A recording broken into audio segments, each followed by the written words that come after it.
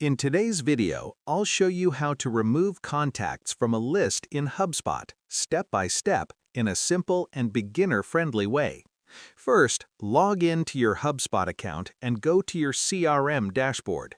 From there, look for the section where your lists or segments are stored. Click on it to see all the lists you've already created. Now, choose the list you want to work with and open it.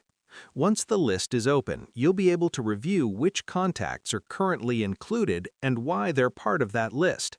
This is important because HubSpot lists can be either manual or automated. If the list is a manual list, removing contacts is very easy.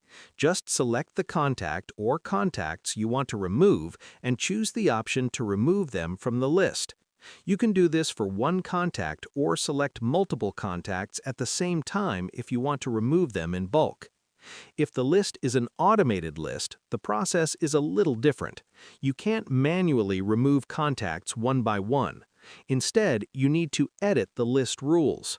Look at the conditions that add contacts to the list and adjust those rules so the contacts you don't want no longer meet the criteria. Once the rules are updated, HubSpot will automatically remove those contacts for you. Another option is to go directly to an individual contact record. Open the contact, review their details, and update the properties that are causing them to appear in that list. This works especially well for automated lists. That's it.